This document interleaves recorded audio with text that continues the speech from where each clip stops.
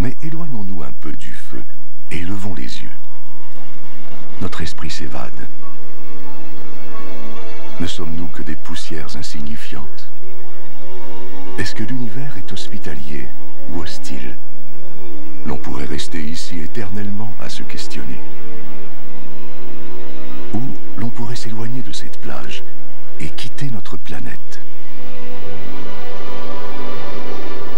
pour visiter l'univers jusqu'à ses frontières, pour ressentir la chaleur intense d'étoiles en fusion, pour faire face à la puissance de violentes collisions cosmiques, pour échapper à des étoiles meurtrières et à des trous noirs colossaux et insatiables, pour être témoin de la naissance de nouvelles étoiles et atteindre les limites de la compréhension humaine.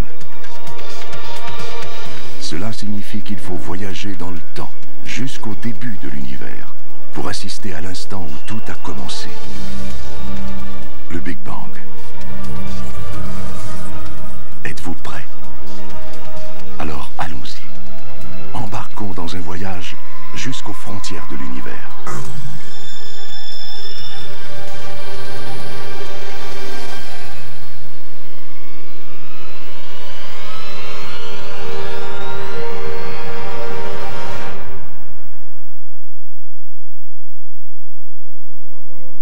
La limite de l'espace, à seulement 100 km, à peine 1 heure de route de la maison. En bas, la vie continue. Chacun vaque à ses activités quotidiennes. L'économie tourne. Et Star Trek est toujours à l'antenne.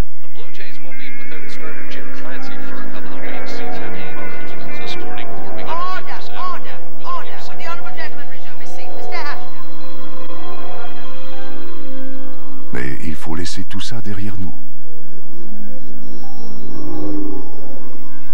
Pour se tremper les orteils dans ce vaste océan noir. Dans une petite mare, pas très loin de chez nous.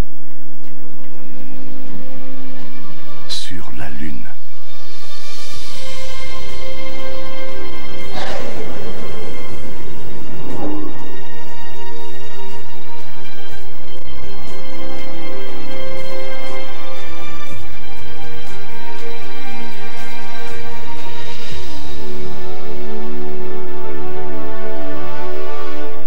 Nous sommes à environ 400 000 km de la Terre.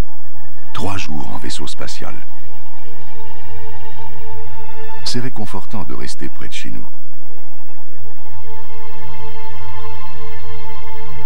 Des douzaines d'astronautes ont fait ce périple avant nous.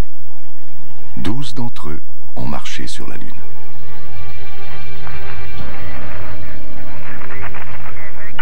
On dirait un champ de bataille désert, bombardé par des millions de météorites et d'astéroïdes.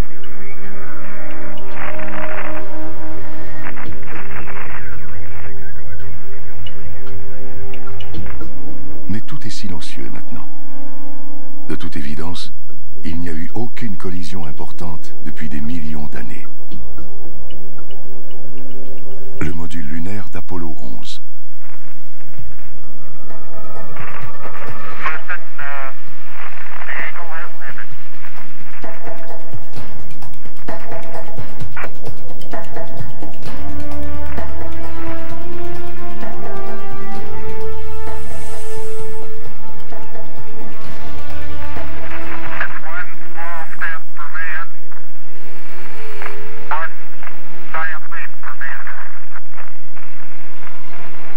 Les risques sont grands pour les astronautes d'Apollo.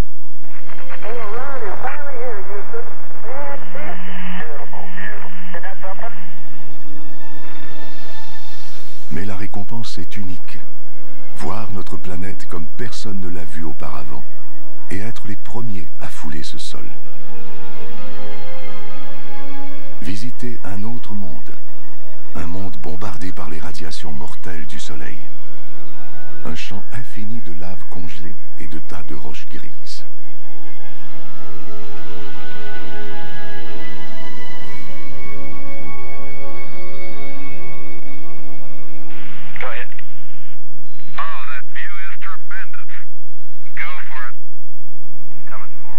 mission Apollo, les astronautes ont ramassé des centaines de pierres comme celle-ci et les ont rapportées sur Terre afin que des scientifiques puissent les analyser. Mais finalement, ces roches ne sont pas si banales. Comme nous, elles viennent de la Terre. Les scientifiques de la NASA ont découvert que ces roches ont été surchauffées à la suite d'une énorme explosion. L'explication? Il y a 4,5 milliards d'années, une planète à la dérive est entrée en collision avec la Terre. Des milliards de tonnes de pierres en fusion ont été projetées dans l'espace. Et ces projectiles ont formé la Lune. Voilà une pensée étrange. La Lune créée à partir de la Terre.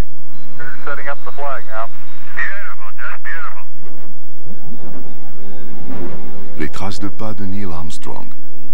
On dirait qu'elles datent d'hier. Il n'y a pas de vent pour les recouvrir de poussière. Elles devraient donc rester intactes pendant des millions d'années. Peut-être plus longtemps que nous.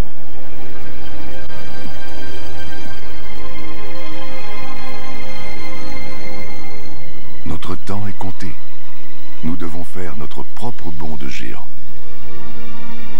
Au-delà du territoire exploré par l'humain.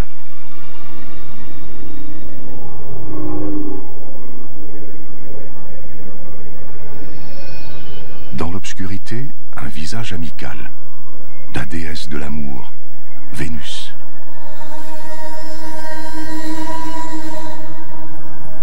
L'étoile du matin, l'étoile du soir. Vénus est la planète la plus brillante du système solaire. Ces spectaculaires nuages jaunes réfléchissent la lumière du soleil.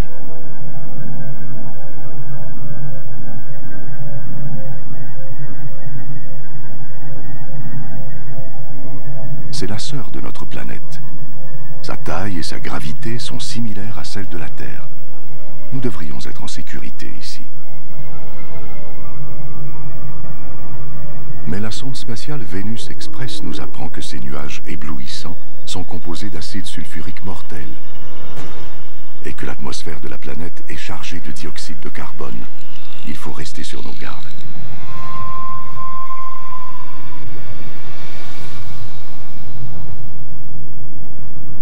Vénus est une déesse en colère. L'air y est nocif, la pression intolérable et il fait chaud. Près de 500 degrés Celsius. Si nous y restons trop longtemps, nous serons rongés par l'acide, étouffés, écrasés et calcinés.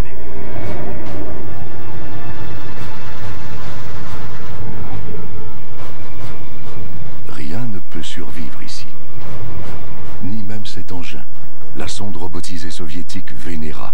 Son épaisse armure a été détruite par les conditions atmosphériques extrêmes.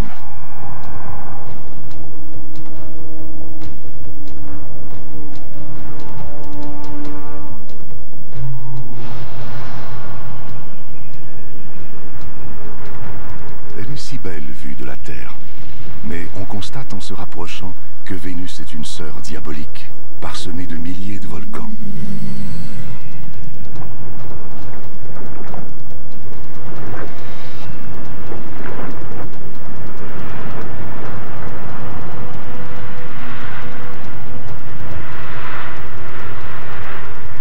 Tout ce dioxyde de carbone contenu dans son atmosphère emprisonne la chaleur du Soleil.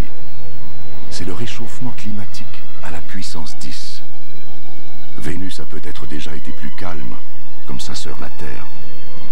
Si c'est le cas, ce pourrait être l'avenir de notre planète.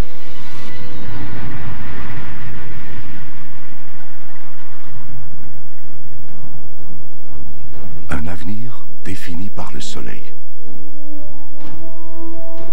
Le Soleil a quelque chose de fascinant, un peu comme Méduse. Il est trop terrifiant pour qu'on le regarde, mais il nous est impossible d'y résister. Il nous attire, comme la lumière attire une mouche. Minuscule à côté du Soleil qui la brûle, Mercure. Voilà ce qui arrive lorsqu'on s'approche trop du Soleil. Les écarts de température sont extrêmes ici.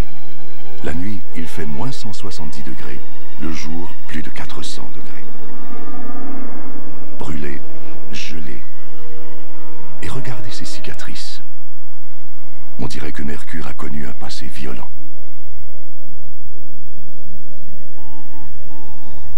La sonde spatiale Messenger. Elle nous révèle quelque chose d'étrange. Pour une planète de sa taille, Mercure a une attraction gravitationnelle très puissante.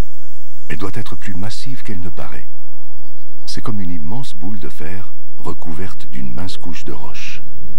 Le noyau de ce qui fut une plus grande planète. Mais où est le reste? Peut-être qu'une planète à la dérive a heurté Mercure, fracassant ainsi ses couches extérieures.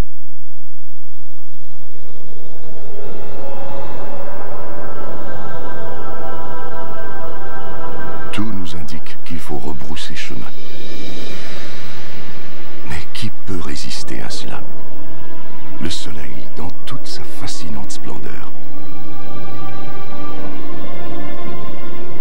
Notre lumière, notre vie. Tout ce que nous faisons est contrôlé par le soleil et dépend de lui. Depuis toujours, dans toutes les civilisations, il est le pivot autour duquel la vie sur Terre tourne. Il alimente nos cultures, structure nos journées, inspire nos croyances.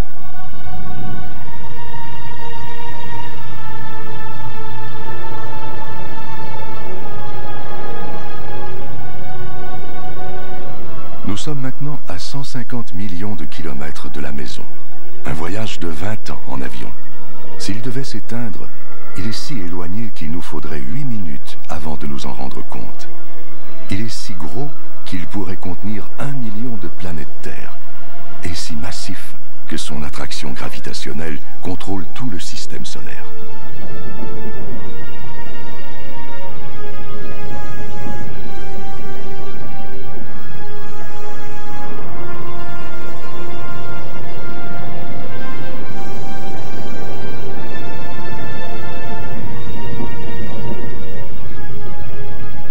Nous le voyons tous les jours. C'est un visage familier dans notre ciel. De près, il est méconnaissable. Une mer turbulente de gaz incandescent. La température y dépasse les 5000 degrés.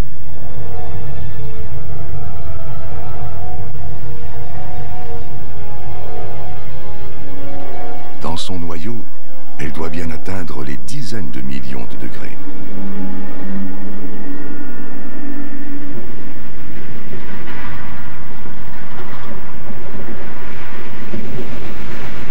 C'est suffisamment chaud pour déclencher une réaction nucléaire qui transforme des millions de tonnes de matière en énergie chaque seconde.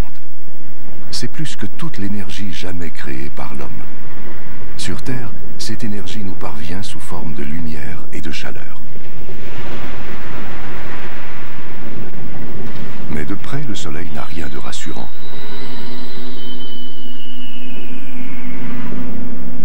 Il déborde d'activité électrique et magnétique.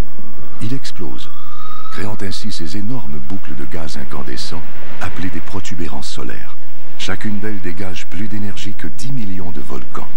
On pourrait placer la Terre sous une de ces boucles et il resterait encore des dizaines de milliers de kilomètres d'espace libre.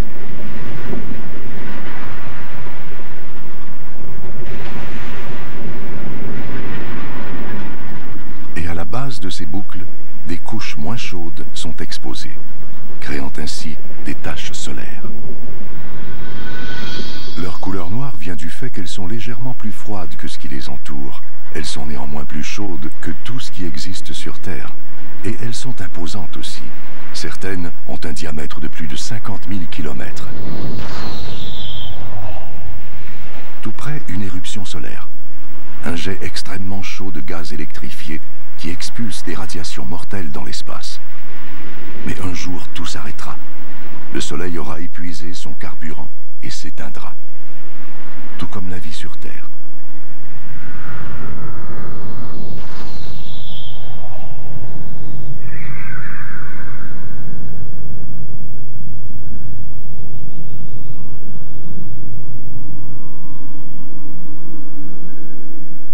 Soleil donne la vie, mais il la détruit aussi. Il veut qu'on garde nos distances.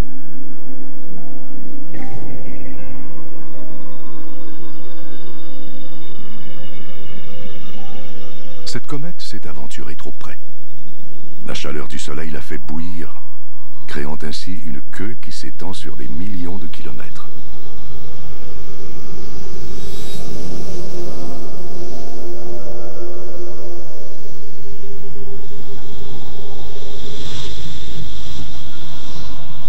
On gèle ici. Il ne fait aucun doute que cette comète vient des confins glacés de l'espace. Mais regardez toute cette vapeur, ces geysers, cette poussière. C'est encore l'œuvre du Soleil qui fait fondre le noyau gelé de la comète. Une sorte de grosse boule de neige sale, recouverte de goudron.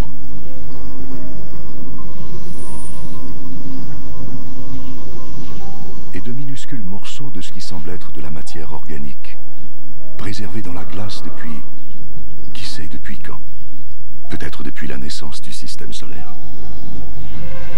Si une comète comme celle-ci s'était écrasée sur la jeune Terre il y a des milliards d'années, peut-être aurait-elle apporté de la matière organique et de l'eau, les ingrédients de base de la vie. Elle aurait peut-être semé les graines de la vie sur Terre, une vie qui aurait mené à vous et moi.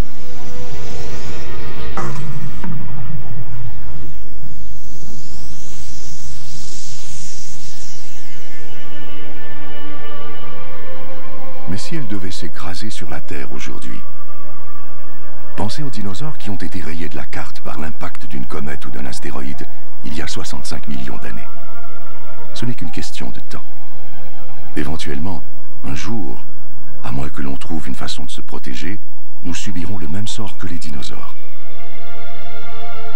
La Terre est en sécurité, pour l'instant.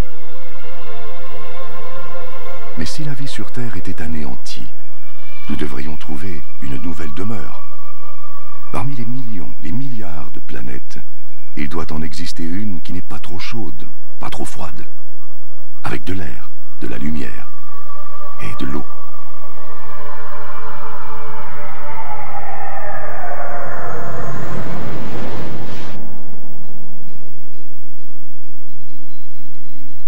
La planète rouge, Mars.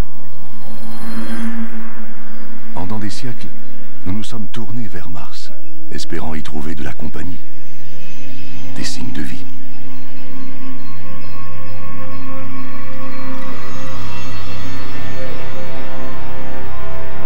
Quelque part ici, il pourrait y avoir une forme de vie extraterrestre. Mais sommes-nous prêts à la découvrir? Sommes-nous prêts à réécrire les livres d'histoire, à reconsidérer nos connaissances scientifiques, à transformer complètement notre monde? Ce que nous sommes sur le point de trouver pourrait tout changer.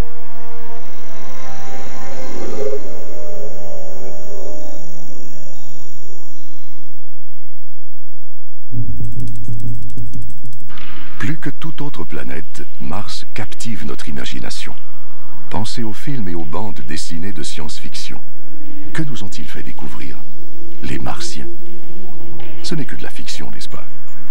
Et s'il y avait vraiment quelque chose ici?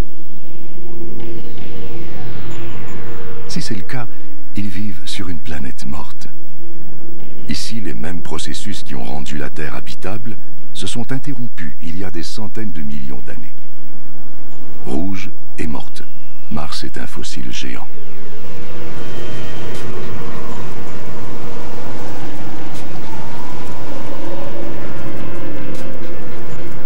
Un tourbillon de poussière.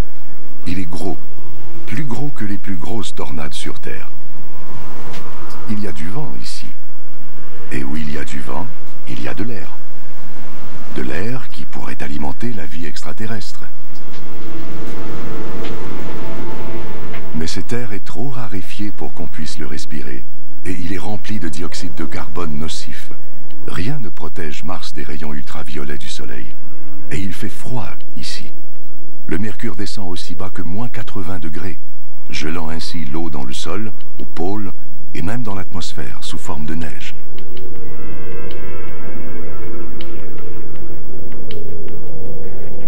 Difficile de croire qu'il pourrait y avoir de la vie ici.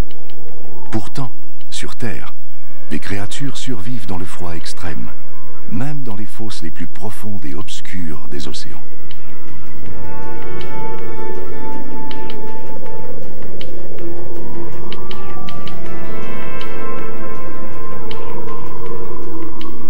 Même dans des conditions extrêmes, la vie fait valoir ses droits. Même sur une planète morte, sans activité géologique pour renouveler les minéraux et les nutriments dans le sol, et sans chaleur pour faire fondre l'eau gelée. Et toute cette poussière, difficile de voir où l'on s'en va.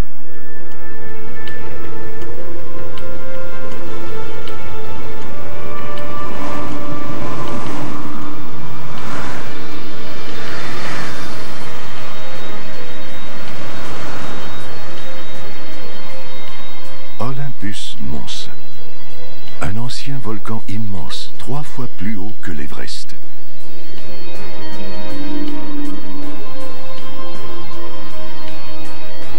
Il ne présente aucun signe d'activité. Depuis sa découverte dans les années 1970, on l'a déclaré éteint.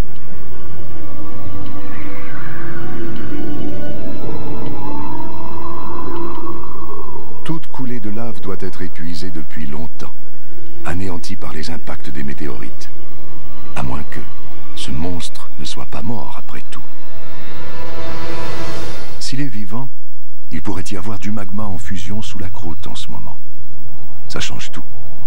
Une activité volcanique pourrait faire fondre l'eau gelée dans le sol, créant ainsi les conditions nécessaires pour que la vie s'épanouisse.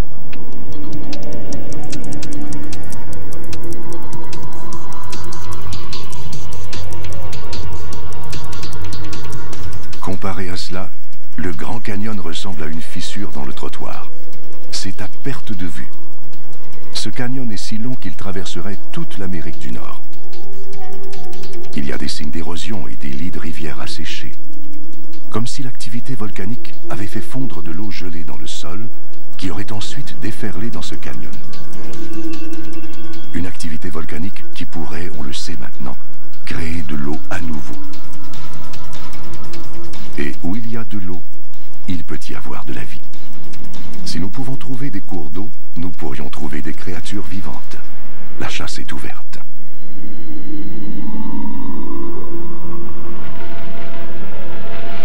Déambulant dans ce paysage de désolation, le robot mobile de la NASA, Opportunity.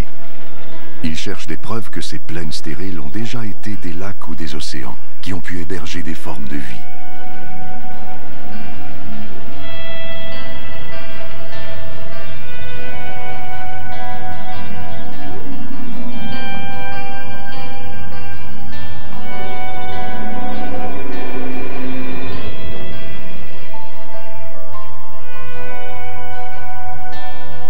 Et regardez ça.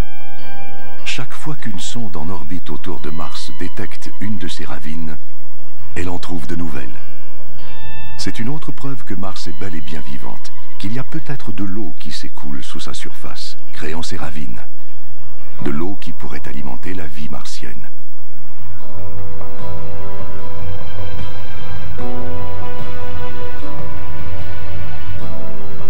Il ne reste qu'à la trouver. À moins qu'on l'ait déjà trouvé. Pas sur Mars, mais sur Terre.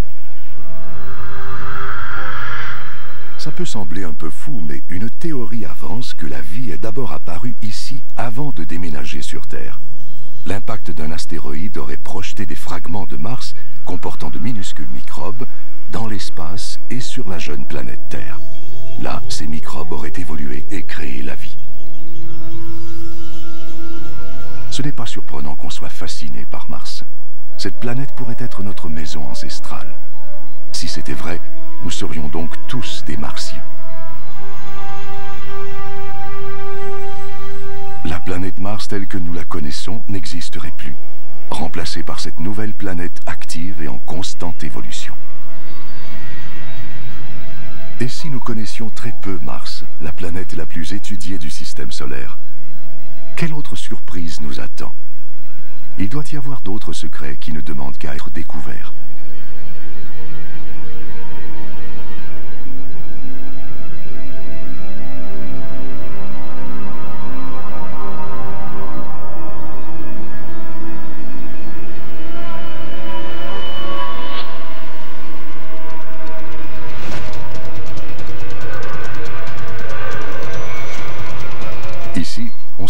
dans un jeu vidéo géant.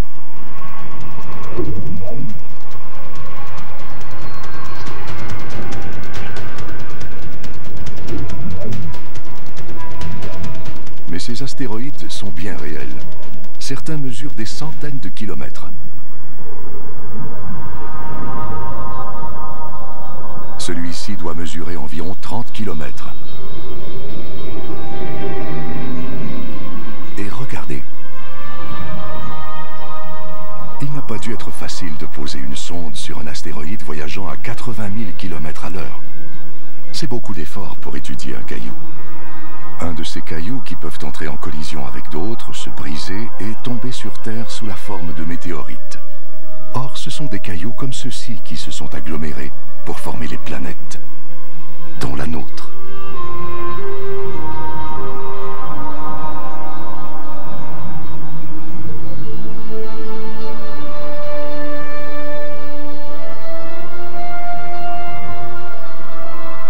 Donc, en déterminant l'âge des météorites trouvés sur Terre, nous avons découvert que les planètes sont nées il y a 4,5 milliards d'années. Voici donc les actes de naissance de notre système solaire. Mais pour une raison quelconque, ces pierres n'ont pas formé de planète. Quelque chose a dû les en empêcher. Quelque chose de puissant.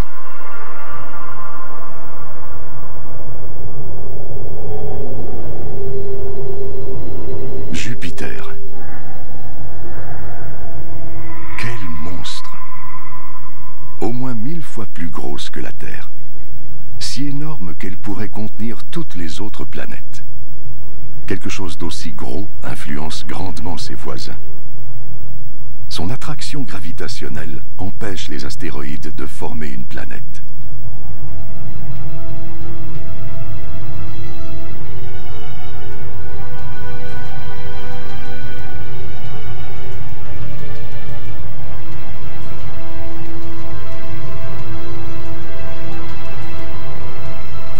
Mais cette énorme planète est presque exclusivement constituée de gaz. Si on atterrit ici, on s'enfoncera et on ne touchera probablement jamais de surface solide. Et la beauté de Jupiter est le fruit d'une violence extrême.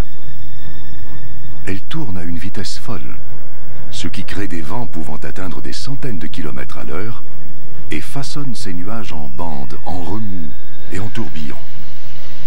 Et ça, la légendaire tache rouge. La tempête la plus grosse et la plus violente de tout le système solaire. Elle fait au moins 3 fois la taille de la Terre et elle dure depuis 300 ans.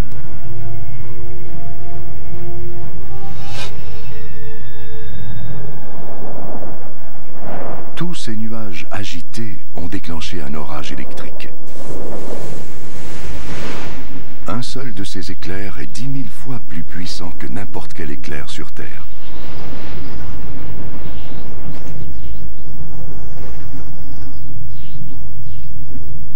Le meilleur endroit, l'endroit le plus sécuritaire d'où admirer Jupiter, c'est de loin.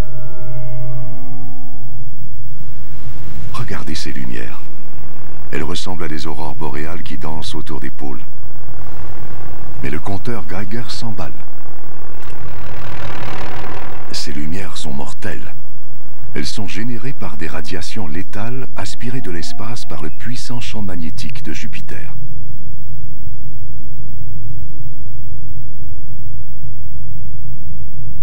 On commence à réaliser qu'ici, il ne faut jamais se fier aux apparences. L'univers est plein de contradictions. Il faut faire preuve de prudence en naviguant parmi les quelques 62 lunes de Jupiter.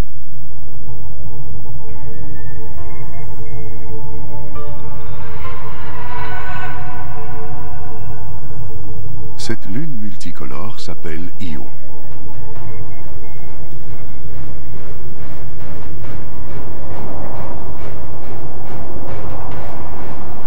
Ces jolies couleurs, c'est de la roche en fusion, du soufre, et des volcans qui crachent des cendres brûlantes et du soufre à des centaines de kilomètres dans les airs. C'est l'endroit le plus explosif que nous ayons aperçu depuis le Soleil. Notre voyage magique vers les frontières de l'univers tourne au cauchemar. Il faut continuer à croire que parmi tous ces dangers, il existe des lieux sûrs, quelque part.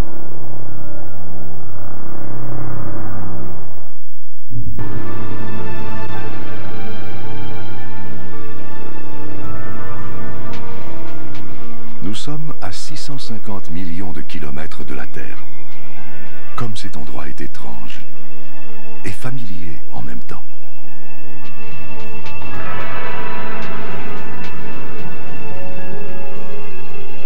C'est un peu comme l'Arctique, avec toute cette glace, toutes ces crêtes et ces fissures. C'est une autre lune de Jupiter, Europe. Peut-être que comme dans l'Arctique, cette glace flotte sur de l'eau liquide.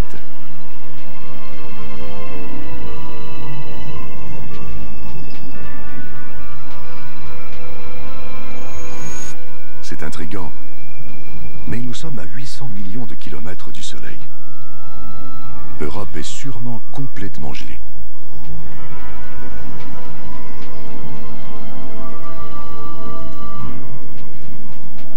À moins que l'attraction gravitationnelle de Jupiter crée de la friction dans son noyau. Ainsi, Europe ne serait pas complètement gelée et la vie pourrait se développer dans les eaux situées sous sa croûte de glace. Nous nous trouvons peut-être à quelques mètres d'une vie extraterrestre, d'un écosystème complet de microbes, de crustacés et peut-être même de calmars. Seule cette couche de glace nous sépare d'une possible vie extraterrestre. Mais d'ici à ce qu'on envoie un vaisseau spatial percer la glace, Europe demeurera l'un des plus grands mystères du système solaire.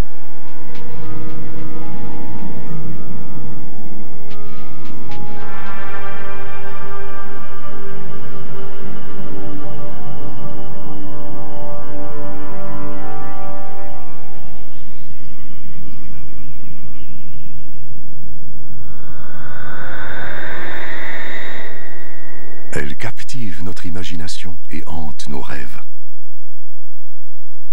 La voici qui tourne devant nos yeux. Saturne, le joyau du système solaire. Pour la contempler, tout ce périple valait la peine. Il y a quelque chose de magique à propos de Saturne. Une boule de gaz géante, si légère qu'elle flotterait sur l'eau. Ces anneaux spectaculaires pourraient s'étendre de la Terre à la Lune. Mais ils n'ont que quelques centaines de mètres d'épaisseur. La sonde Cassini, elle reçoit de faibles ondes radio, probablement générées par les aurores autour des pôles de Saturne. Voilà la véritable musique des sphères.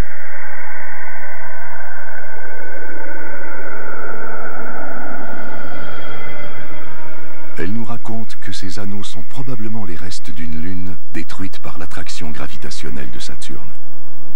Une beauté incomparable, née d'une destruction totale.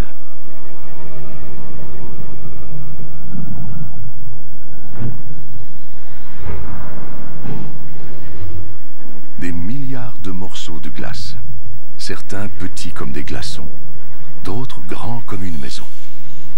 Ils entrent en collision, se brisent et se reforment. C'est un peu comme une photographie de l'enfance de notre système solaire, alors que des poussières et des gaz tournaient autour du jeune soleil. La gravité s'est mise à l'œuvre pour rassembler tous ces débris et notre planète est née.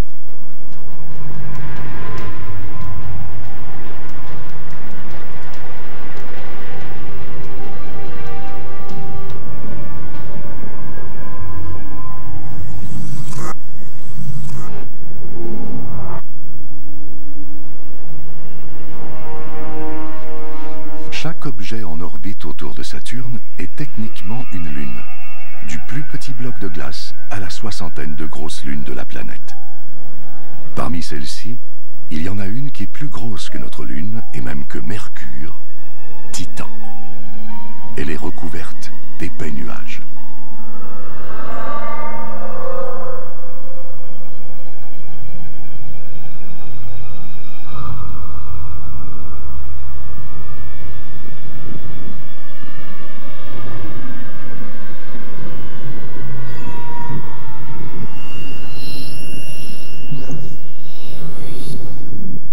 dirait qu'il y a une atmosphère sous ces nuages. Il y a du vent, de la pluie, et même des saisons. Et regardez ces rivières, ces lacs et ces océans. C'est l'endroit qui ressemble le plus à la Terre jusqu'à présent.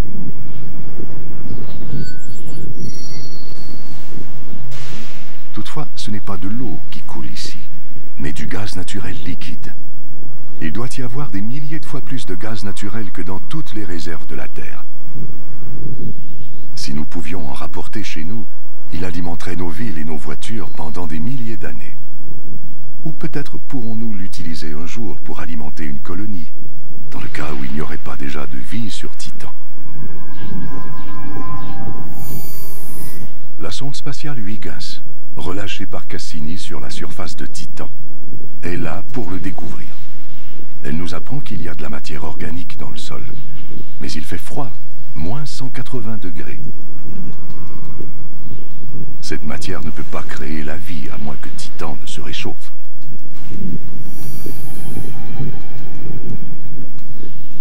On prévoit que le Soleil se réchauffera. À ce moment, peut-être que la vie jaillira ici, tout comme elle l'a fait sur la Terre il y a des milliards d'années. Comme la Terre deviendra trop chaude pour nous, peut-être déménagerons-nous sur Titan. Cette lune lointaine pourrait devenir notre nouveau foyer.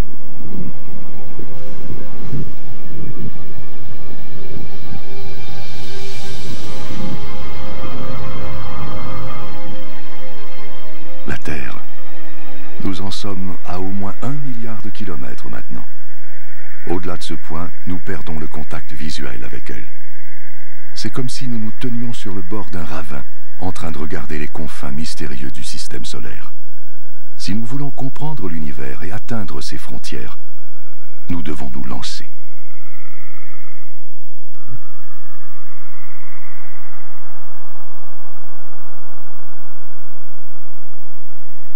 Invisible de la Terre, inconnu pendant une grande partie de l'histoire de l'humanité, nous voici aux confins du système solaire.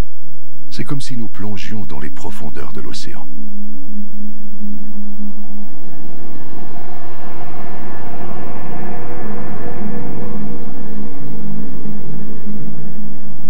Ces anneaux. On dirait qu'Uranus a été heurté par une planète à la dérive qui l'a désaxé.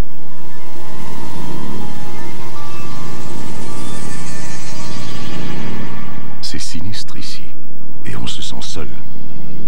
Pourtant, nous avons à peine quitté le rivage.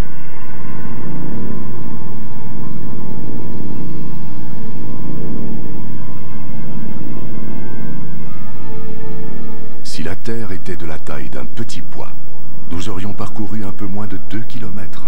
Mais pour atteindre les limites du système solaire, nous devrons en franchir 20 000 autres.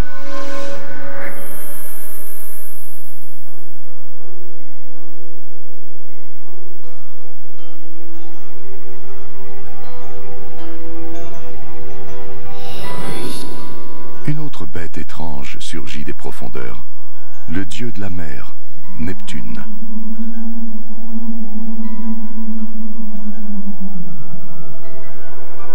De loin, elle semble paisible. Mais regardez cette tache. C'est une tempête de la grosseur de la Terre, soufflant des vents violents atteignant les 1500 km à l'heure. Chez nous, c'est le Soleil qui pousse le vent. Mais Neptune est trop loin. Quelque chose d'autre doit créer ces redoutables vents, mais personne ne sait quoi.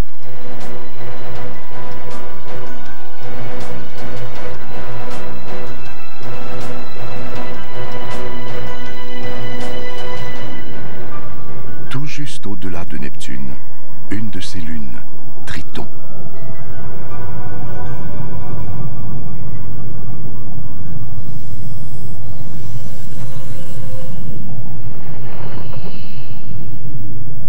Regardez ces geysers, des cheminées cosmiques expulsant des suies étranges. Cette lune tourne autour de Neptune dans le sens opposé à celui de la rotation de la planète. On assiste à une lutte entre forces cosmiques, lutte perdue d'avance pour cette lune rebelle. La puissance puissante attraction gravitationnelle de Neptune exerce une grande pression sur Triton, la ralentissant et l'attirant vers elle.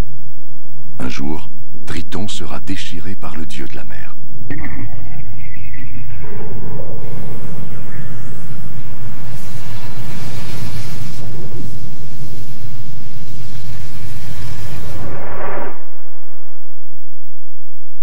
Et c'est tout. Plus de lunes, plus de planètes à voir dans notre système solaire.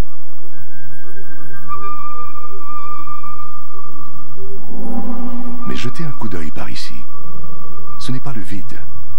C'est bourré de roches gelées et de sphères glacées. Comme Pluton. Jusqu'à récemment, nous croyions qu'elle était seule, qu'il n'y avait rien au-delà. Nous avions tort. Encore plus de mondes gelés. Des découvertes si récentes que personne ne sait comment les appeler. Les plutinos, les plutoïdes, les cuboinos. Peu importe leur nom, les conséquences sont les mêmes. Notre système solaire n'est pas le modèle bien défini que nous croyons. À plus de 13 milliards de kilomètres de la Terre, on trouve l'objet le plus éloigné à décrire une orbite autour du Soleil. Un autre petit monde de glace appelé Sedna est découvert en 2003. Son orbite dure 10 000 ans et le conduit à 130 milliards de kilomètres du Soleil.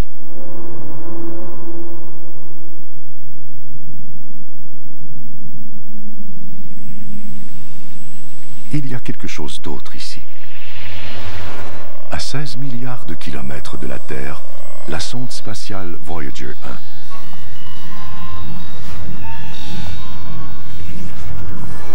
Sans cette sonde, nous n'aurions aucune image des planètes géantes et nous ne saurions rien de leurs lunes étranges.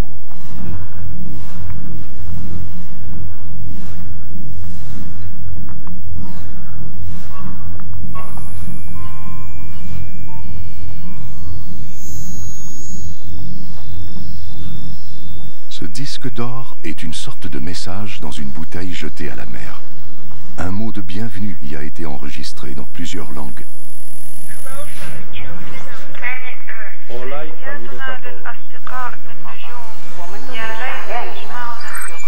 On y trouve aussi une carte expliquant comment trouver notre système solaire. Mais lorsqu'on est perdu en forêt, est-ce sage de crier? N'importe qui ou n'importe quoi pourrait nous entendre, trouver où nous habitons et nous faire une petite visite, amicale ou non.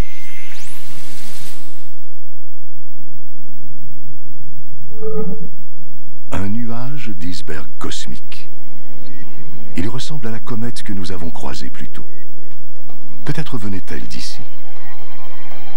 Comme les comètes qui ont semé les graines de la vie sur Terre il y a des milliards d'années.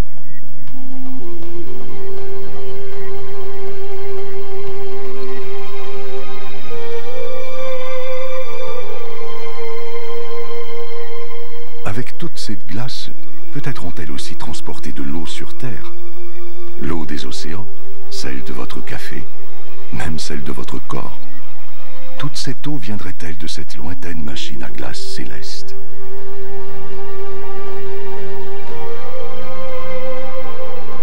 Nous sommes à 8 millions de kilomètres de chez nous, c'est-à-dire à 8 billions de kilomètres. Et notre périple ne fait que commencer.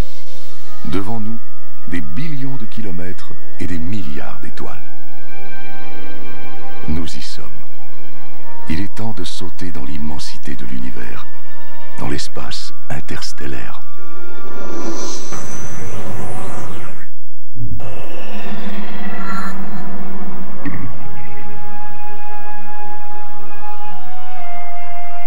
L'espace interstellaire, bien au-delà de notre système solaire.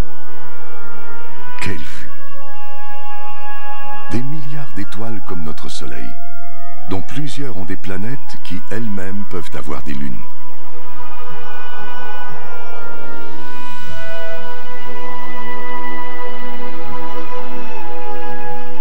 Difficile de choisir dans quelle direction aller. Les possibilités sont infinies dans toutes les directions. Peu importe où nous irons, nous aurons besoin d'un sérieux coup d'accélérateur.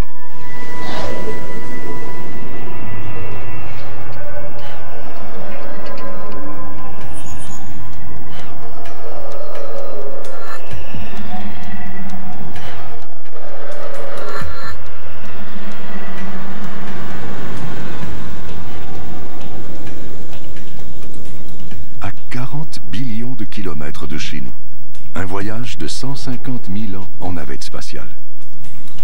Tout ça pour atteindre le premier système solaire après le nôtre. Alpha du Centaure, une étoile et deux autres plus loin. Elles tournent l'une autour de l'autre, prisonnières d'un balai céleste. La gravité de chaque étoile attire l'autre. Seule leur extraordinaire vitesse orbitale les tient éloignés.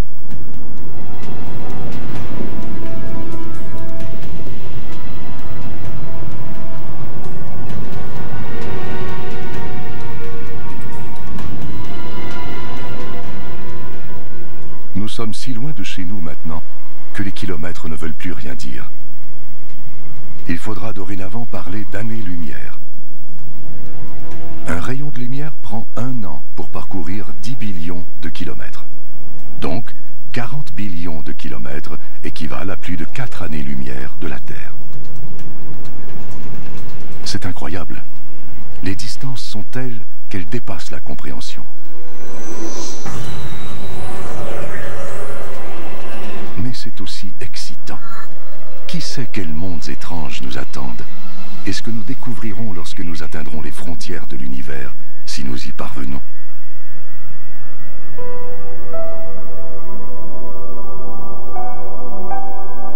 À 10 années-lumière de la Terre se trouve l'étoile Epsilon d'Éridan. De spectaculaires anneaux de poussière et de glace. Et quelque part dans tout ça, des débris s'assemblent pour former des planètes qui naissent devant nos yeux.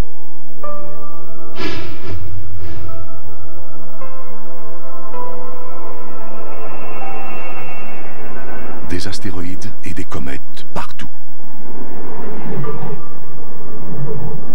C'est un peu comme regarder notre propre système solaire il y a des milliards d'années. Les comètes apportent les molécules organiques à ces jeunes planètes, semant ainsi la vie comme elles l'ont peut-être fait sur Terre.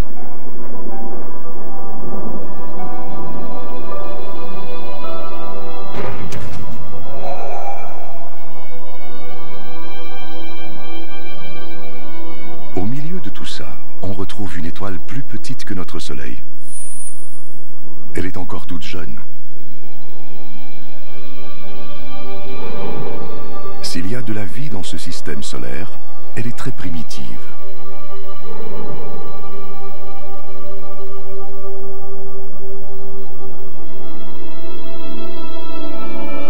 Il doit y avoir des systèmes solaires plus développés, plus matures, quelque part. Mais ça revient à chercher une aiguille dans une botte de foin cosmique.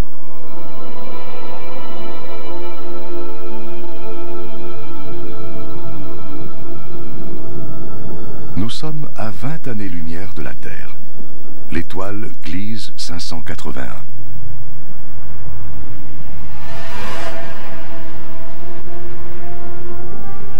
Elle a à peu près le même âge que notre Soleil.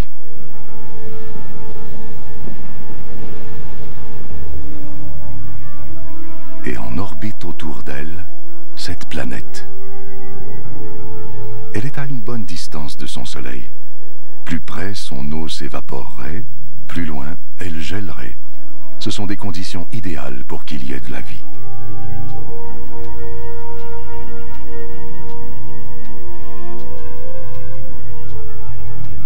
Et si une comète l'avait heurtée et y avait apporté de l'eau et de la matière organique? La vie, des êtres complexes comme nous et même des civilisations comme la nôtre s'y trouvent peut-être en cet instant. S'il y a de la vie ici, même à cette distance, ses habitants pourraient capter nos ondes télévisuelles et regarder des émissions d'il y a 20 ans. C'est le temps que ces ondes prennent pour se rendre jusqu'ici.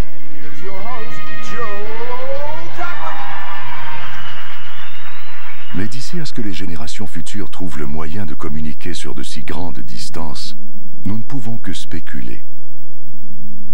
Eux et nous menant des vies parallèles, inconscients de l'existence de l'autre. À moins qu'il y ait eu de la vie qui aurait disparu.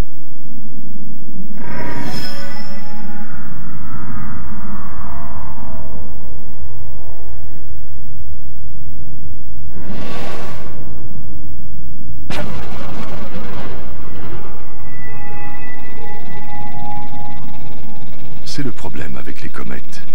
Elles donnent la vie, mais la reprennent aussi. Les dinosaures l'ont appris à leurs dépens il y a 65 millions d'années. C'est l'aiguille dans la botte de foin cosmique. C'est le système solaire qui ressemble le plus au nôtre, mais nous l'avons découvert par hasard. Il peut y en avoir des milliers, des millions d'autres comme ça. Ou aucun.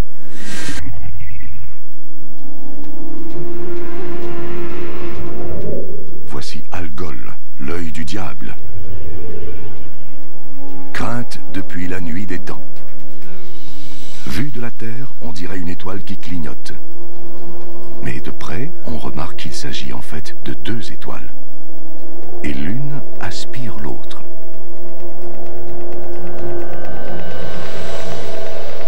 Nous sommes à près de 100 années-lumière de chez nous. Écoutez. Une des premières émissions radiophoniques. Ce n'est plus qu'un léger murmure.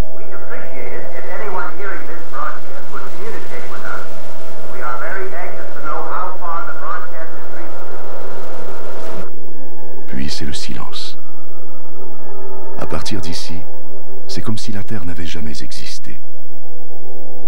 Les extraterrestres vivant au-delà de ce point ignorent tout de notre existence.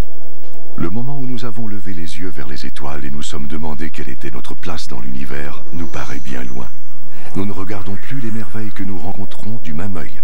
En plus de nous en apprendre sur notre propre monde, elles nous font découvrir tout l'univers, son passé et son futur.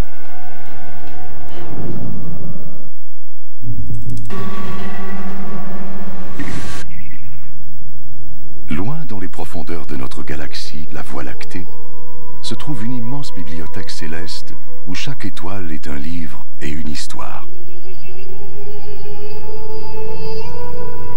Les Pléiades. Vues de la Terre, elles forment l'amas d'étoiles le plus brillant dans le ciel.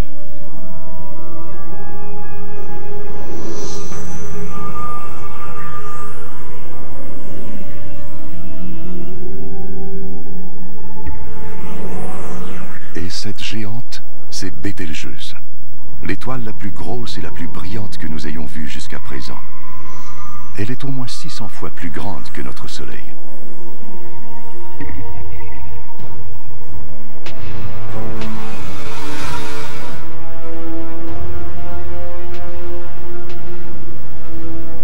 Qu'est-ce que c'est que ça? Ce n'est pas une étoile, ni une planète. Ça ne ressemble à rien de ce que nous avons vu.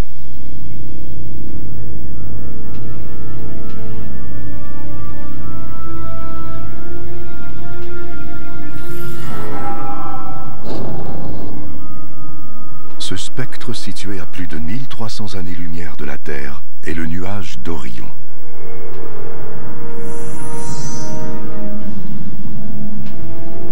Des poussières et des gaz si denses qu'ils nous aveuglent et nous isolent du reste de l'univers. Ici, dans les profondeurs, une boule de lumière attire des poussières et des gaz vers elle. Elle les réchauffe. Ils fusionnent et forment une boule de gaz brûlant, comme une étoile, comme notre Soleil, mais en miniature. À l'intérieur, la température atteint des millions de degrés. C'est si chaud que cela déclenche des réactions nucléaires, comme celles qui font briller notre Soleil, qui créent de l'énergie, des radiations, de la lumière. Une étoile est en train de naître.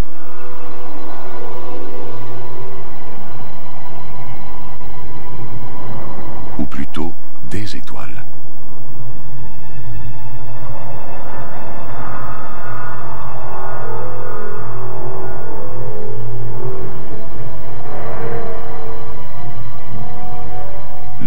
d'Orion est une énorme usine à étoiles.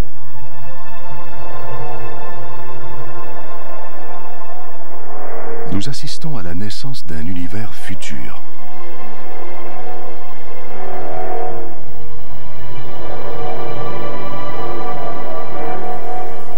Nous nous attendions à rencontrer des horreurs.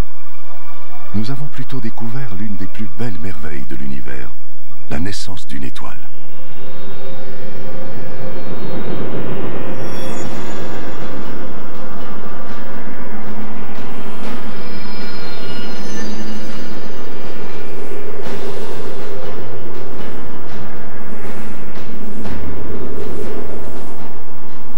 Des jets de gaz propulsés à une vitesse de 200 000 km/h. Projetant des poussières et des gaz sur des millions de kilomètres.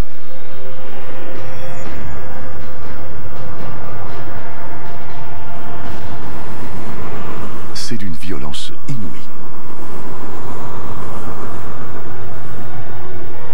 Mais admirez le résultat.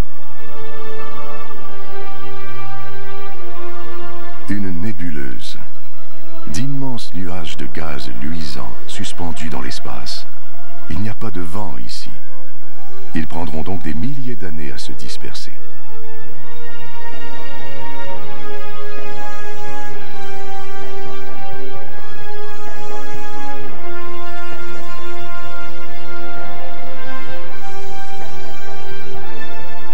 Nous avons vu bien des choses étranges, mais ça, c'est un chef-d'œuvre. Une tête de cheval géante qui se dresse dans l'espace.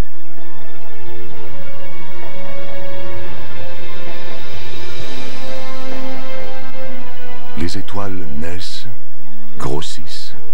Et puis quoi après? Est-ce qu'elles meurent? Est-ce qu'elles s'évanouissent lentement dans la nuit? Ou périssent de façon spectaculaire? La réponse se trouve entre ici et les frontières de l'univers.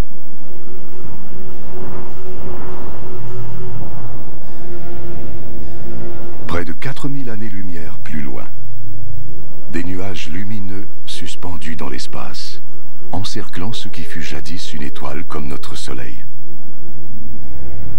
Tout ce qui reste d'elle, ce sont ces gaz aux couleurs vives.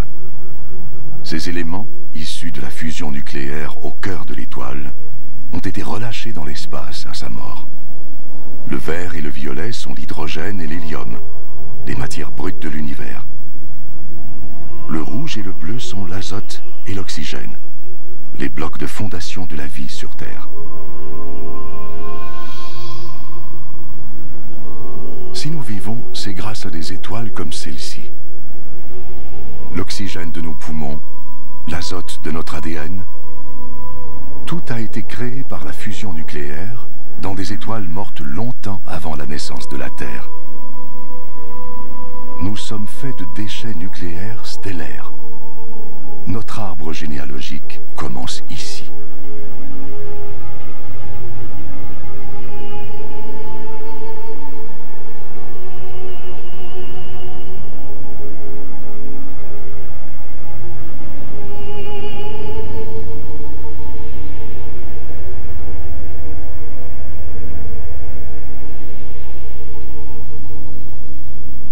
En son cœur, le fantôme d'une étoile. C'est une naine blanche, chauffée à blanc. Petite mais incroyablement dense. C'est une étoile à l'agonie. Ses atomes ont fusionné et se collent les uns aux autres. Elle est si dense qu'une petite cuillerée à thé de cette naine blanche pèse 1 tonne. C'est un avant-goût inquiétant du destin de notre Soleil. Dans 6 milliards d'années, il deviendra une naine blanche. Sa mort signifiera la disparition de la vie sur Terre. On se demande combien d'autres mondes ont subi ce sort. Combien d'histoires ont été oubliées? Combien de livres célestes sont perdus à jamais?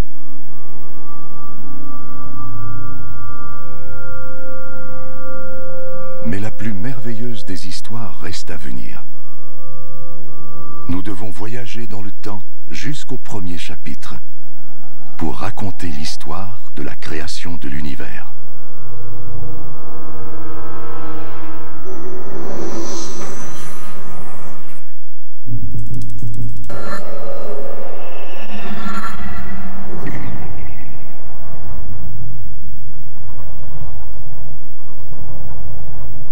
Les restes éparpillés d'une étoile morte, la nébuleuse du Crabe. Nous sommes à 6000 années-lumière de la Terre, au cœur d'un cimetière stellaire.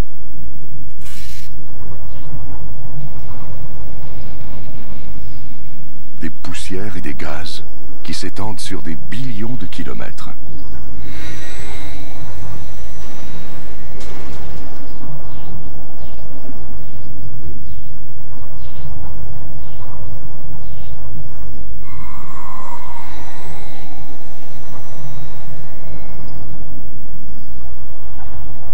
Ça nous semble mort, mais c'est peut-être le calme après la tempête.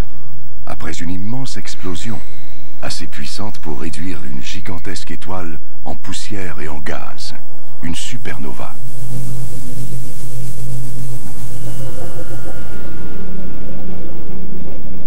Le voici, l'œil de la tempête. Une étoile qui tourne sur elle-même et qui émet des pulsations. Un pulsar. La gravité a dû compresser le noyau de l'étoile géante pour en faire ceci. Il ne fait que 20 km de diamètre et il est d'une densité inimaginable. Un grain de ce pulsar doit peser des centaines, peut-être même des millions de tonnes. Plus il rapetisse, plus il tourne rapidement, comme un patineur artistique qui tourne sur lui-même les bras tendus, puis qui les rapproche pour tourner plus vite. 2 rayons de lumière, d'énergie, de radiation qui tournent 30 fois par seconde. Ils ont formé un immense nuage de poussière et de gaz. Il y a tellement de radiation ici. Il y en a même plus que sur le Soleil. Si ce pulsar était aussi près de la Terre que le Soleil, toute forme de vie disparaîtrait immédiatement de la surface de notre planète. C'est assurément la chose la plus dangereuse que nous avons rencontrée jusqu'à maintenant.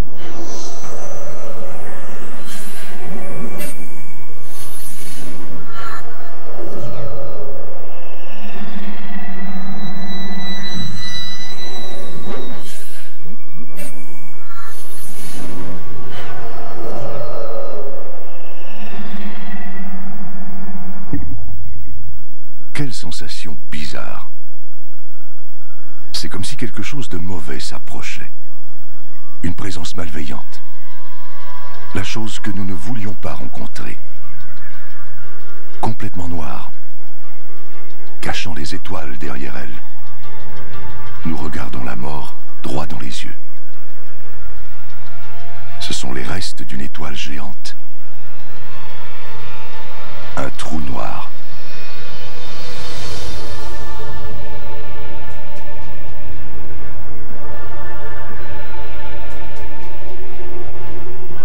Au lieu de se contracter et de devenir une naine blanche ou un pulsar, cette étoile a continué de rapetisser. Elle est devenue si petite qu'elle mesure à peine quelques kilomètres, mais elle est considérablement plus dense qu'un pulsar. Et c'est impossible d'y résister.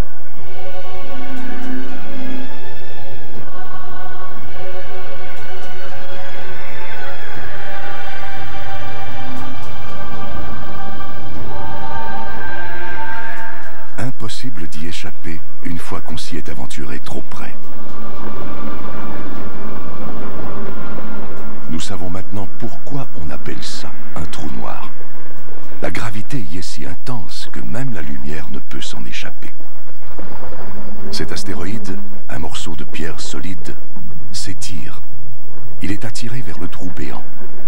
À l'intérieur, il n'y a aucune matière telle que nous la connaissons. Plus de temps, plus d'espace. Aucune loi de la physique ne tient.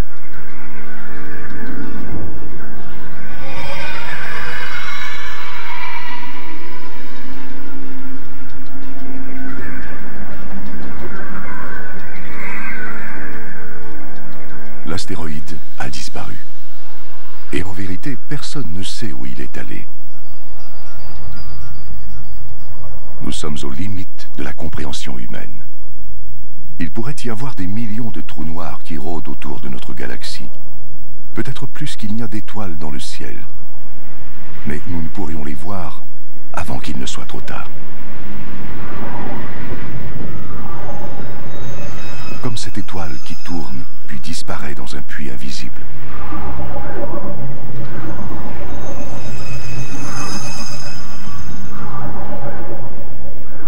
Qui sait, peut-être vivons-nous dans un vaste trou noir en ce moment même. Peut-être que tout notre univers est dans un trou noir, à l'intérieur d'un autre univers.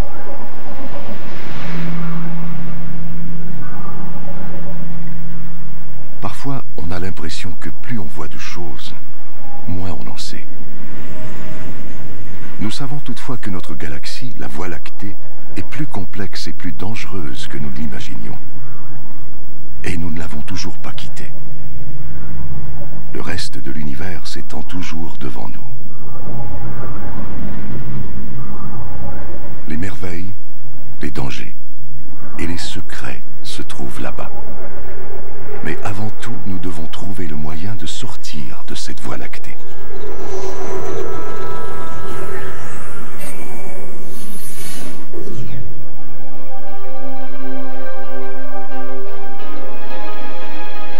Nous sommes à 7000 années-lumière de chez nous, encore au cœur de notre propre galaxie. C'est comme si nous étions dans une forêt dense, peuplée d'arbres tous plus magnifiques et fascinants les uns que les autres. La forêt est si dense que l'on ne peut voir l'horizon pour avoir une idée de l'ampleur. Nous devons nous frayer un chemin pour atteindre les clairières aux limites de la galaxie. C'est seulement là que nous pourrons comprendre où elle a commencé et d'où nous venons. Mais difficile de quitter de tels paysages. Un colossal nuage luisant surmonté de grandes tours de poussière, les piliers de la création. Ils sont comme la porte d'entrée des confins de la galaxie.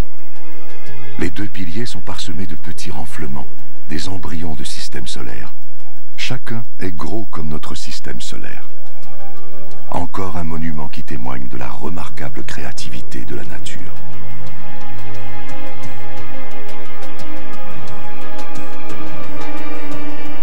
Mais il faut détourner notre regard de cette beauté captivante afin de poursuivre notre route vers les limites de la galaxie.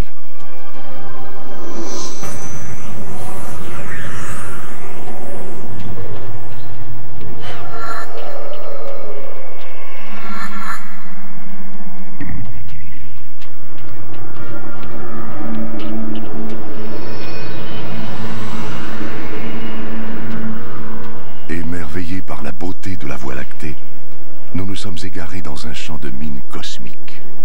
C'est comme une explosion au ralenti. Des nuages de gaz géants sont expulsés de cette étoile. Une étoile des millions de fois plus brillante que notre Soleil. Les réactions nucléaires qui l'alimentent s'épuisent. Nous assistons à ses derniers souffles.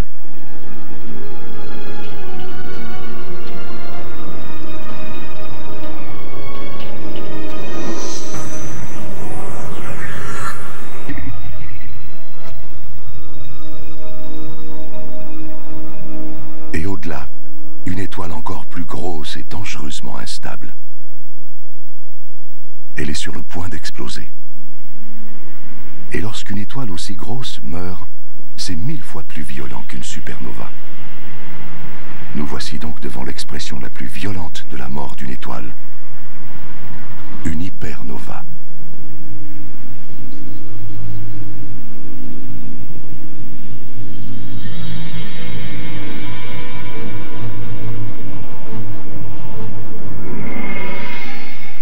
Le noyau se désintègre. Il devient un trou noir.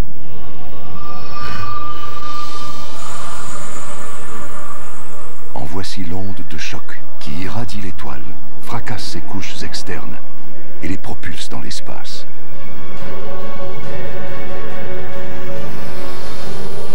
Il y a des radiations mortelles partout, en quantité suffisante pour avoir un effet catastrophique sur les malheureuses planètes à proximité.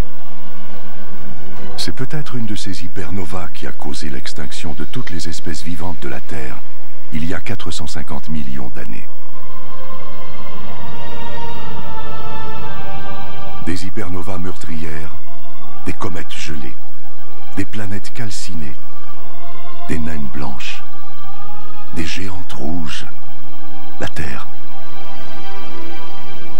De minuscules gouttes dans une vaste étendue de lumière blanche. Notre propre galaxie, la Voie lactée. Nous voulions savoir quelle était notre place dans l'univers. Voici la réponse.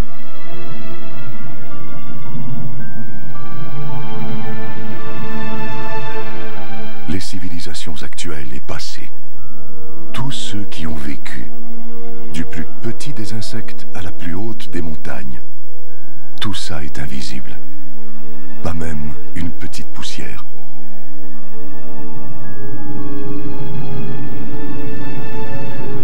Notre demeure est une petite planète autour d'une étoile banale. Si elle disparaissait maintenant, nous ne le remarquerions même pas.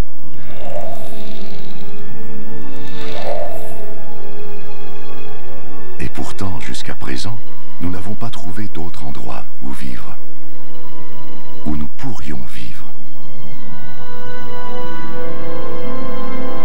Ce n'est qu'à cet instant, si loin de chez nous, que nous pouvons vraiment apprécier notre bonne vieille Terre.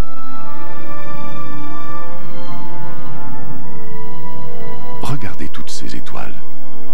Il y en a des centaines de milliards. Il doit y en avoir au moins une, sinon davantage, qui peut accueillir la vie.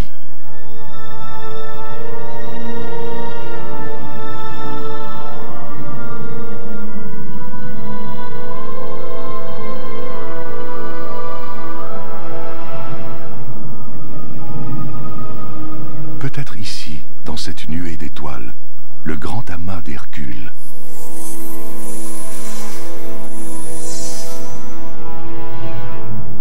Dans les années 1970, des astronomes ont envoyé un message dans cette direction.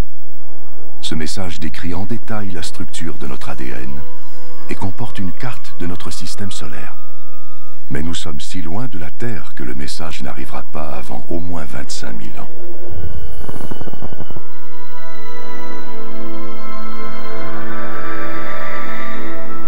Nous n'avons pas encore trouvé de forme de vie extraterrestre, mais nous n'avons rien trouvé non plus qui nous fasse croire qu'il n'en existe pas.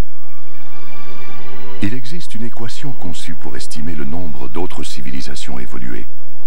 Le résultat est étonnant. Il devrait y avoir des millions de civilisations, juste dans notre galaxie.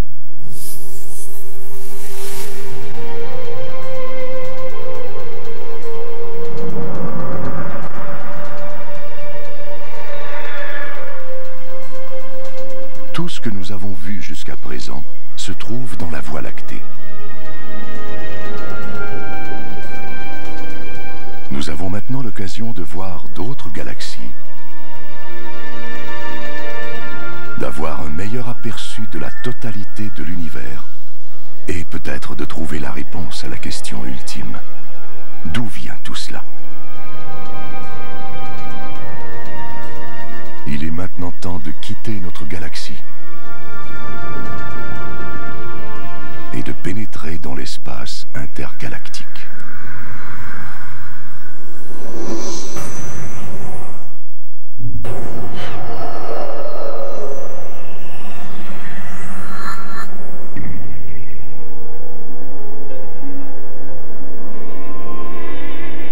Au-delà de la Voie lactée, dans les vastes espaces entre les galaxies, contre toute attente, nous sommes parvenus à l'espace intergalactique.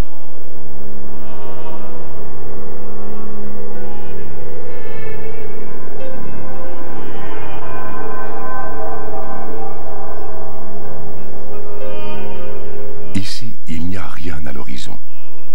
Les galaxies les plus proches sont à des centaines de milliers d'années-lumière. Les restes de galaxies galaxie déchirée par la puissante attraction gravitationnelle de la Voie lactée, répandue dans rien.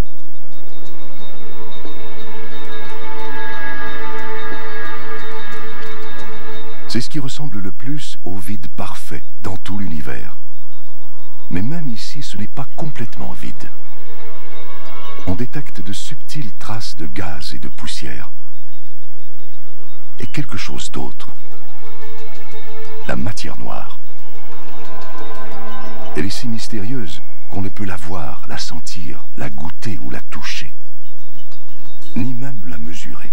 Elle est pourtant si répandue qu'elle pourrait constituer plus de 90% de toute la matière dans l'univers.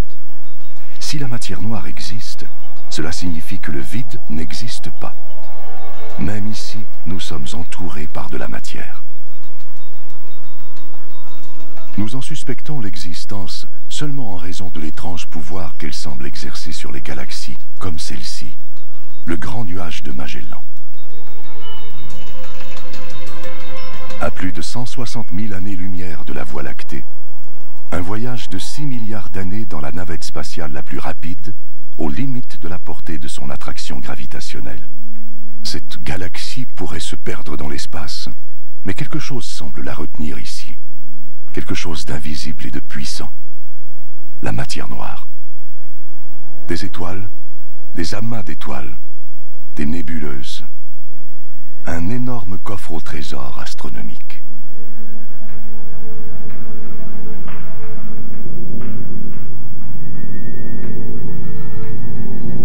Mais regardez ça.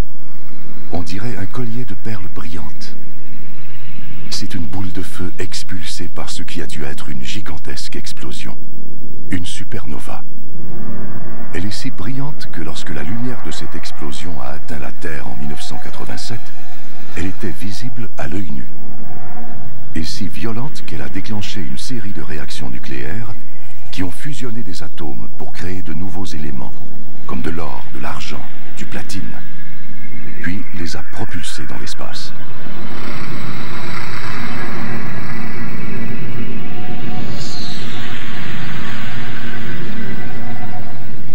L'or de la bague à votre doigt a été forgé dans une immense supernova comme celle-ci, à des billions de kilomètres, il y a des milliards d'années. Avant de quitter la Terre, nous croyions que l'univers formait une entité distincte. Nous avions tort. L'univers et nous ne faisons qu'un.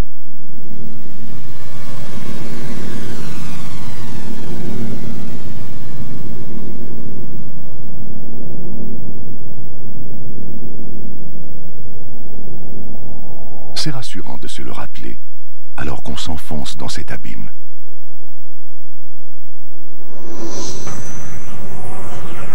De plus en plus loin, de plus en plus vite.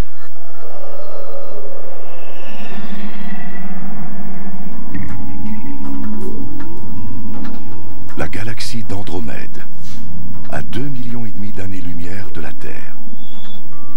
Elle se déplace dans l'espace à près d'1 million de kilomètres à l'heure.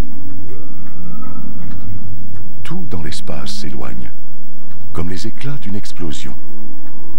Nous voyons cette galaxie telle qu'elle était quand nos ancêtres préhistoriques peuplaient les plaines africaines.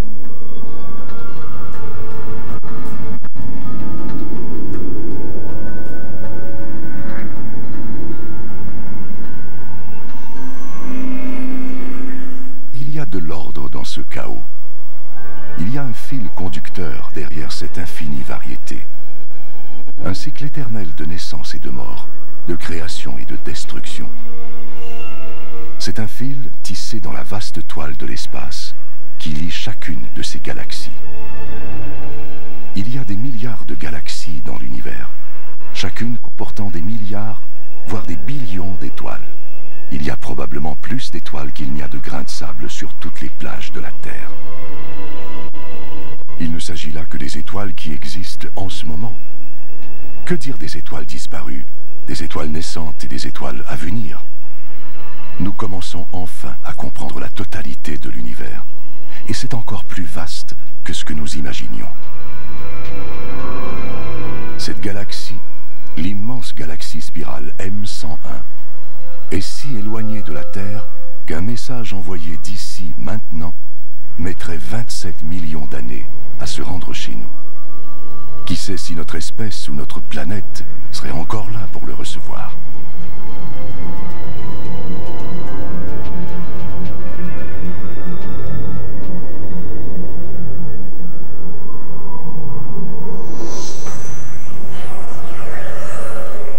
Nous continuons notre voyage dans le temps. Nous avons passé le moment où les dinosaures ont été exterminés, où les premières créatures se sont aventurées hors de l'eau.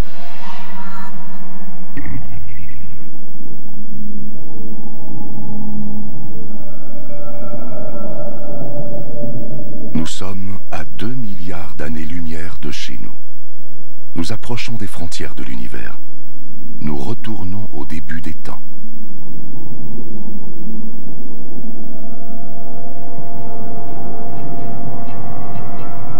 Ceci n'est pas une galaxie.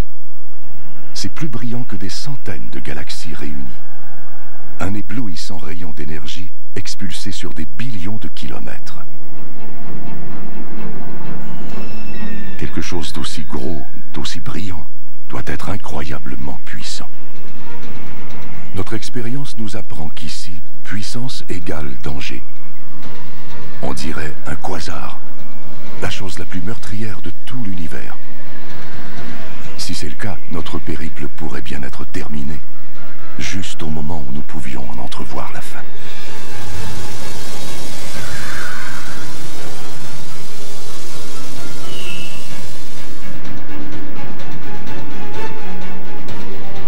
Le phénomène le plus dangereux et le plus puissant de l'univers, le quasar. Une marmite tourbillonnante de gaz extrêmement chaud, plus brillant que des centaines de galaxies.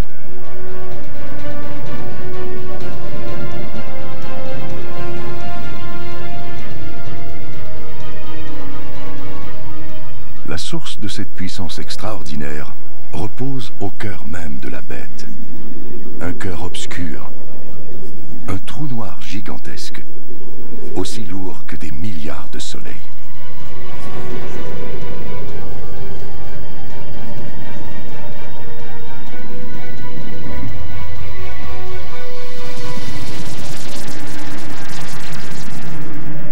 Il anéantit des étoiles entières, aspirant leur gaz dans le quasar, les dévorant jusqu'à ce qu'il n'en reste plus rien, jusqu'à ce qu'elles disparaissent de l'univers visible.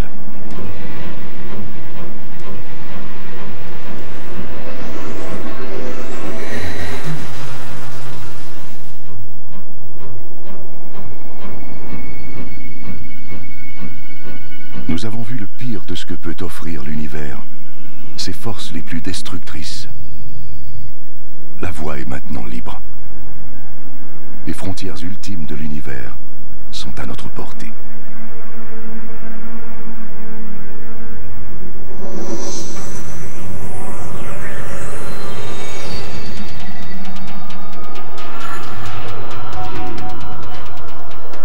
Mais il faut aller encore plus loin et encore plus vite si nous voulons atteindre les confins de l'univers.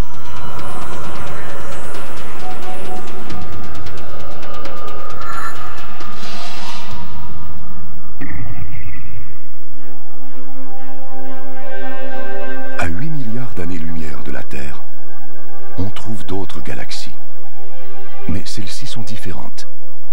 Elles sont déchiquetées, petites et rapprochées. Nous sommes si loin dans le passé que nous voyons ces galaxies comme elles étaient avant que naisse la Terre. Elles sont encore jeunes et en pleine expansion. Nous nous approchons du lieu et de l'explication de nos origines, il y a 12 milliards d'années.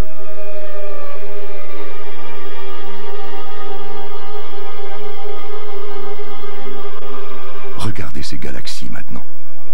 Elles sont comme du plancton qui flotte dans un vaste et sombre océan.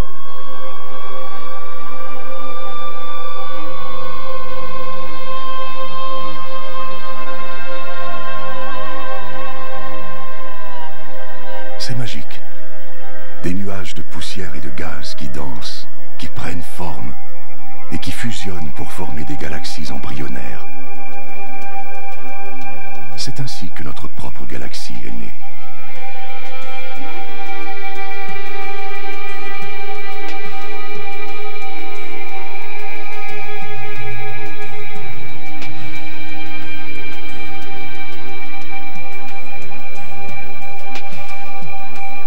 Elles disparaissent.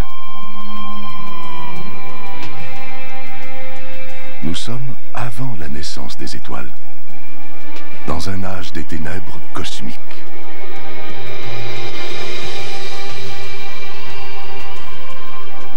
Et avant cela, la lumière, la lueur résiduelle d'une terrible explosion, l'explosion qui a créé l'univers.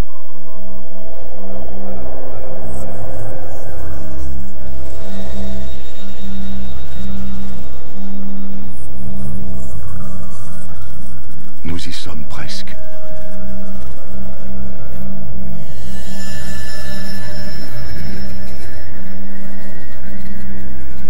Ça y est, nous y voilà. Les frontières de l'univers, à 130 milliards de billions de kilomètres de la Terre, il y a 13 milliards et demi d'années. L'instant même du Big Bang. Le moment le plus violent et le plus créatif de toute l'histoire. Tout ce qui est survenu suit cet instant.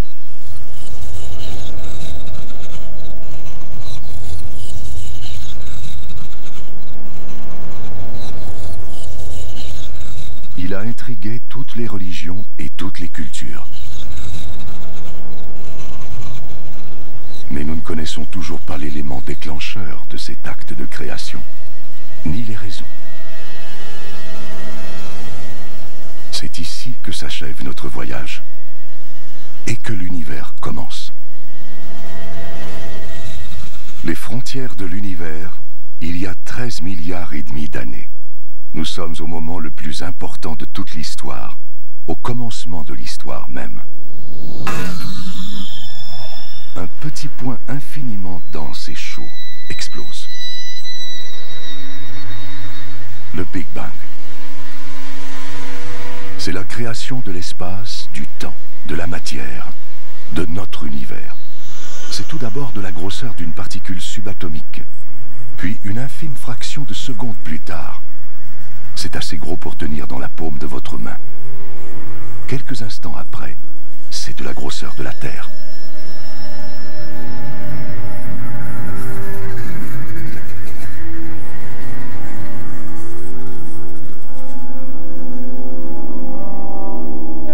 Aujourd'hui, la lumière du Big Bang se répand toujours, sous la forme d'ondes électromagnétiques. Votre antenne de télévision la capte. Ce sont les parasites que vous voyez à l'écran.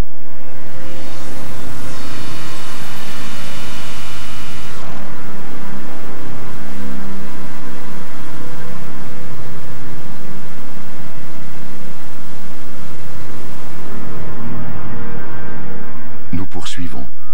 Nous avançons dans le temps.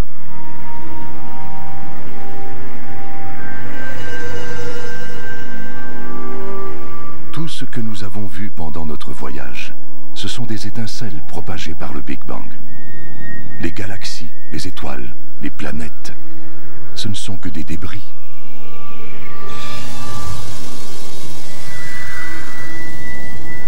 De retour dans notre galaxie.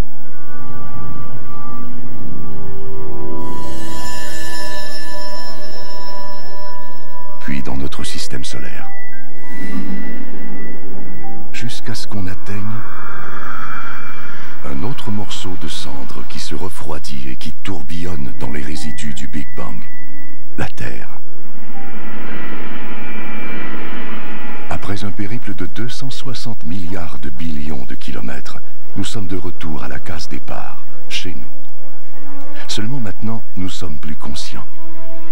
Nous savons désormais que notre demeure est plus petite et plus banale que ce que nous imaginions. Et elle est destinée à mourir, engloutie par un soleil à l'agonie. Mais il ne faut pas désespérer. Nous devrions nous réjouir. À partir de notre petite base éloignée, nous avons réussi à découvrir tout ça, à démystifier les secrets de l'univers. Nous devrions célébrer nos accomplissements, chérir notre planète et profiter pleinement de notre brève existence. Une poignée de multinationales contrôle à elle seule tout le système alimentaire. Devrait-on s'en méfier? Version française de Food Inc. en nomination pour l'Oscar du meilleur documentaire en 2010. Les Alimenteurs, la semaine prochaine à DocuD.